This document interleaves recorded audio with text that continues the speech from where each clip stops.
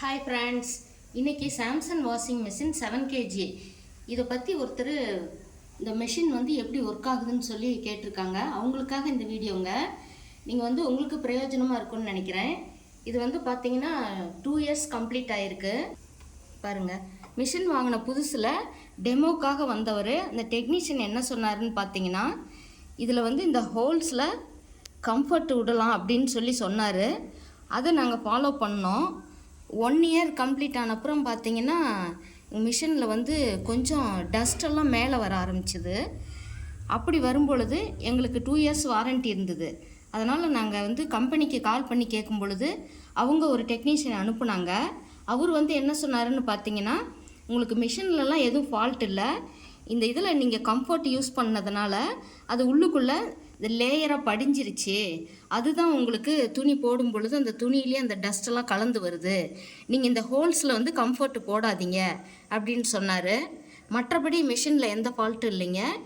நீங்கள் comfort use பண்ணுறதா இருந்தால் தயவு செஞ்சு அந்த ஹோல்ஸில் மட்டும் போட்டுறாதீங்க.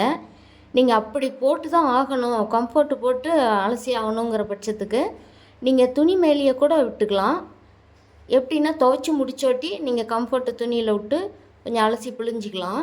நாங்கள் வந்து ஸ்டார்டிங்கில் பார்த்தீங்கன்னா சோப்பு தூளும் கம்ஃபர்ட்டும் யூஸ் பண்ணிகிட்டு இருந்தோம். இப்போ பார்த்தீங்கன்னா நாங்கள் லிக்விடுக்கு மாறிக்கிட்டோம். அதனால் அது துணியை வந்து நல்லா துவைச்சி முடித்து வரும்போது நல்ல ஒரு கம்ஃபர்ட்டு போட்டு அலசின மாதிரியே குட் ஸ்மெல்லில் வருதுங்க.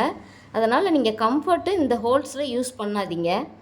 நாங்கள் வந்து அவர் 2வது வந்த டெக்னீஷியன் என்ன சொன்னார்னா, மிஷினை வந்து அவர் எடுத்துகிட்டு போயிட்டு நாங்கள் கெமிக்கல் வாஷ் பண்ணணும் அப்படின்னு சொன்னார்.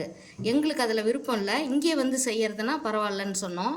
அவர் அந்த மாதிரி முடியாதுன்னு சொன்னார். அப்புறம் அவர் ஒரு சஜஷன் சொன்னார், நீங்கள் வந்து ஒரு வீக்லி ஒன்ஸ் 15 days ஒன்ஸ் வந்து எக்கோ டப் போடுங்க, உங்களுக்கு உள்ளே இருக்கிற டஸ்ட்டெல்லாம் ஓரளவுக்கு வந்துடும் அப்படின்னாரு. அதை நாங்கள் ஃபாலோ பண்ணோம். திரும்ப இப்போ பார்த்தீங்கன்னா மிஷின் நல்லாவே ரன் ஆகுது.